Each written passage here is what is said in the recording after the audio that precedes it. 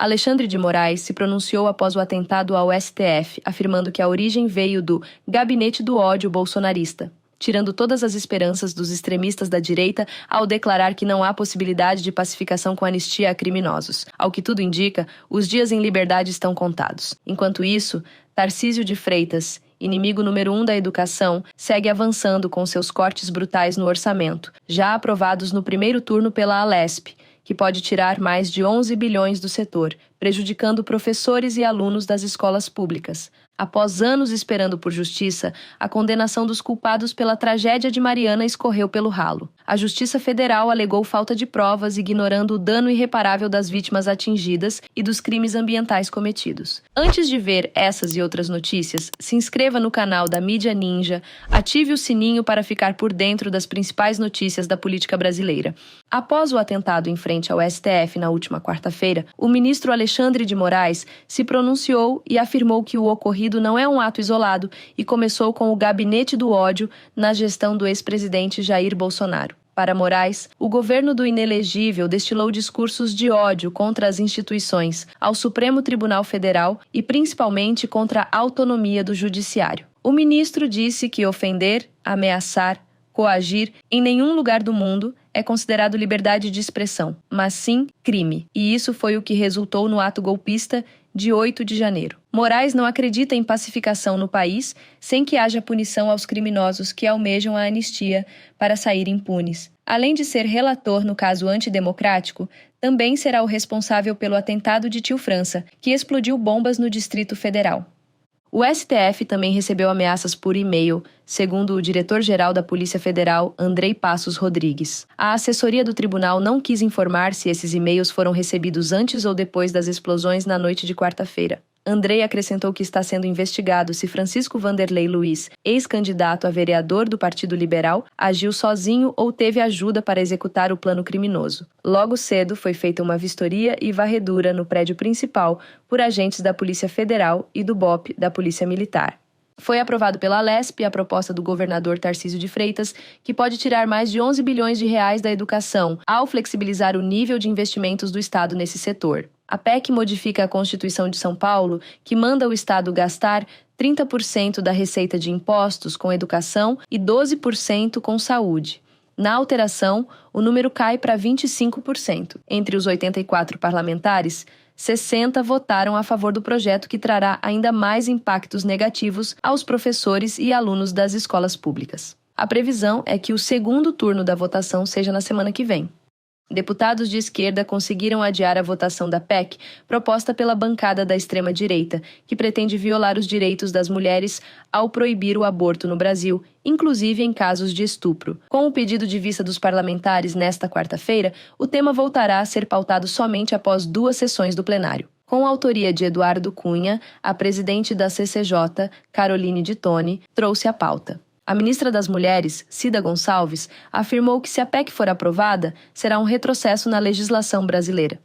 Após anos de espera por justiça, a esperança de responsabilização dos culpados pela tragédia de Mariana se esvai. A Justiça Federal, em decisão revoltante, absolveu as mineradoras Samarco, Vale e BHP, além da empresa de consultoria Vogue BR e 22 pessoas, alegando falta de provas. A juíza Patrícia Alencar Teixeira de Carvalho, responsável pela decisão, justificou a absolvição com a falta de provas e a busca obtusa por culpados. Uma decisão que ignora o peso da evidência da tragédia, o sofrimento das famílias e o crime ambiental cometido. O Ministério Público Federal, responsável pela denúncia contra as empresas e os acusados, já anunciou que irá recorrer da decisão. A luta por justiça por Mariana continua. Em paralelo, a Justiça Britânica julga pedido de indenização aos atingidos pela tragédia.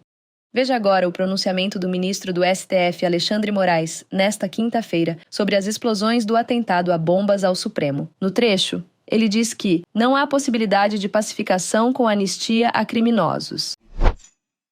Ontem é uma demonstração de que só é possível e é necessária a pacificação do país, mas só é possível essa necessária pacificação do país com a responsabilização de todos os criminosos.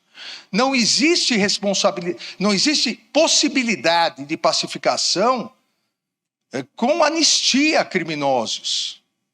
Nós sabemos, e vocês que atuam no Ministério Público sabem, é que o criminoso anistiado é um criminoso impune. E a impunidade vai gerar mais agressividade, como gerou ontem.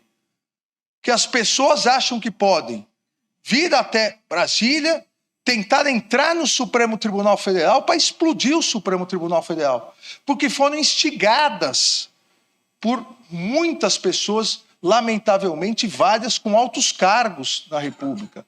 Foram instigadas a agredir, foram instigadas a atacar, foram instigadas a tal ponto que hoje se utilizam de bombas para isso. Nós não podemos ignorar o que ocorreu ontem. E o Ministério Público é uma instituição muito importante e vem fazendo esse trabalho importante na manutenção da democracia, no combate a esse extremismo que, lamentavelmente, nasceu e cresceu no Brasil em tempos atuais, e nós precisamos continuar combatendo isso. O que ocorreu ontem no Supremo Tribunal Federal, a explosão de 2 bombas, e depois, durante as diligências da Polícia Federal, a casa da pessoa que acabou morrendo, outras 2 bombas estouraram assim que a Polícia Federal entrou, e por sorte e competência da Polícia Federal, eles utilizaram aquele robozinho antibomba para abrir as portas, senão poderia ter ocorrido algo mais fatal. Mas o que ocorreu ontem não é um fato isolado do contexto. Queira Deus, e a Polícia Federal vai analisar, e os autos já estão com o presidente do Supremo Tribunal Federal, o ministro Barroso, para analisar a presidência que analisa eventual prevenção em relação às demais investigações já em curso. Mas, como eu disse, queira Deus que seja um ato isolado, esse ato. Mas, no contexto, é um contexto que se iniciou lá atrás, quando o gabinete do ódio, o famoso gabinete do ódio, começou a destilar discurso de ódio contra as instituições, contra o Supremo Tribunal Federal, principalmente, contra a autonomia do Judiciário, contra o Supremo Tribunal Federal, não só como instituição, mas contra as pessoas, os ministros do Supremo Tribunal Federal e as famílias, os familiares de cada um dos ministros. E isso foi se avolumando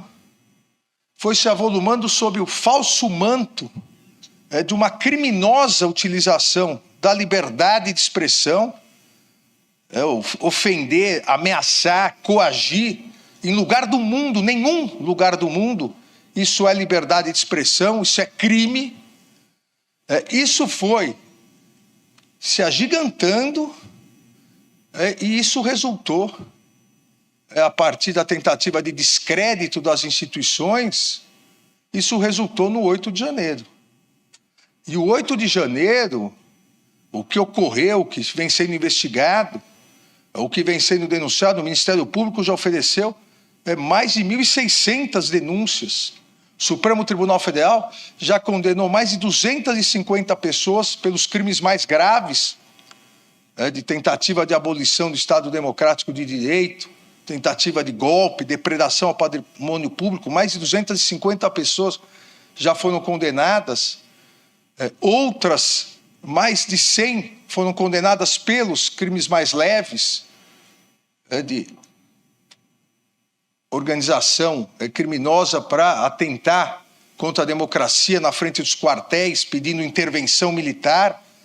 Outras 100 pessoas, e mais de 500 fizeram um acordo de não persecução penal desses crimes mais leves. A Polícia Federal está já em vias de conclusão dos inquéritos das autoridades, dos autores intelectuais. Essas foram as notícias do canal da Mídia Ninja.